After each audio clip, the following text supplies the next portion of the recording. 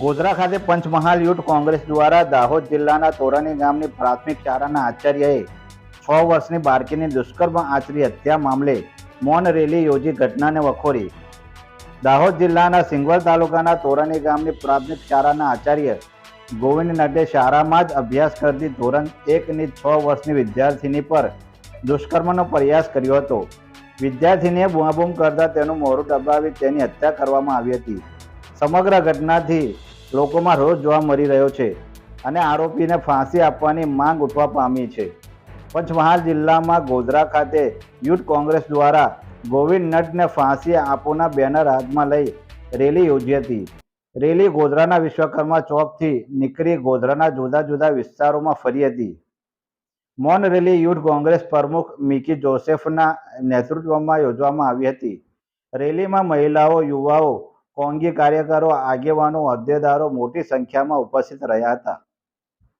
દેશમાં ખૂબ જ ચિંતા અને વિષય જે છે એમાં પંચમહાલ જિલ્લાના પડોશી જિલ્લો એવો દાહોદમાં તોયણી પ્રાથમિક શાળા છે. એમાં ધોરણ 1માં ભણતી વિદ્યાર્થીની જેની ઉંમર ફક્ત 6 વર્ષ છે, એના આચાર્ય દ્વારા જે રીતના એની સાથે વર્તન કરવામાં આવ્યું અને ત્યાર પછી એની હત્યા કરવામાં આવી, આ ખૂબ જ દુઃખદ અને ચિંતાનો વિષય છે. અને આ દેશમાં ભારતીય જનતા પાર્ટી રાજમાં મહિલાઓ, બાળકીઓ પર જે અત્યાચારના બનાવો બને છે એ ખૂબ જ દુઃખદ ઘટનાઓ છે. દાહોદ જિલ્લાની જે ઘટના છે એ તો બિલકુલ ચલાવી લેવાય નહીં, કારણ કે એક આચાર્ય જે RSS અને ભારતીય જનતા પાર્ટીની વિચારસરણી ધરાવતો વ્યક્તિ, જે મીડિયા અને સોશિયલ મીડિયામાં પણ આ બાબતો સ્પષ્ટ દેખાય છે, એના દ્વારા જેના મા બાપે એક બાળકી પર વિશ્વાસ મૂકી અને એને ભણવા માટે એની ગાડીમાં મોકલી, એ બાળકી સાથે આવો દુર્વ્યવહાર થાય એ તો આ દેશ માટે શરમજનક છે. અને સમગ્ર આ બનાવ એ ફિટકાર વરસાવે એવો બનાવ છે. આ દેશમાં જો આવી રીતના જ વહીવટીતંત્ર અને કાયદો અને વ્યવસ્થા જો કથળી જશે તો મને લાગે છે કે આવનાર સમયમાં આ ગંભીર મુશ્કેલીજનક સમસ્યાઓ આ દેશમાં પેદા થશે.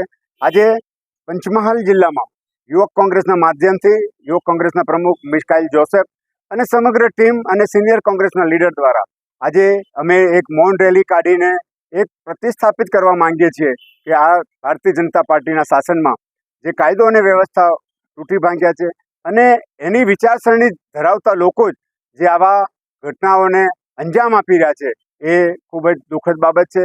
સમગ્ર મૌન રેલી આજે ગોધરા શહેરમાં ફરી અને આજે અહીં અમે સંપૂર્ણ થાય છે. પરંતુ આવનાર સમયમાં પણ જો આ દેશમાં આવી ઘટનાઓ બનતી રહેશે તો કોંગ્રેસ એનો દ્રઢતાથી સામનો કરી વિરોધ કરશે.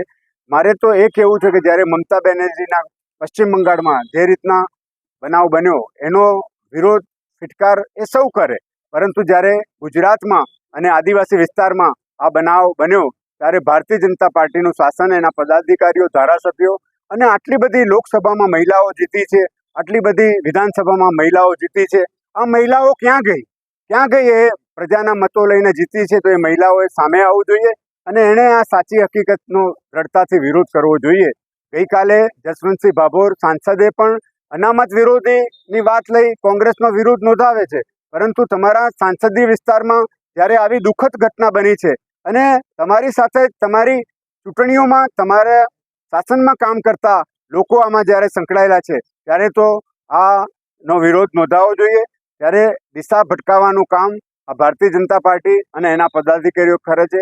ખરેખર આ ખૂબ જ દુઃખદ અને ચિંતાનો બનાવ છે, એને અમે સખ્ત શબ્દોમાં વખોડીએ છીએ.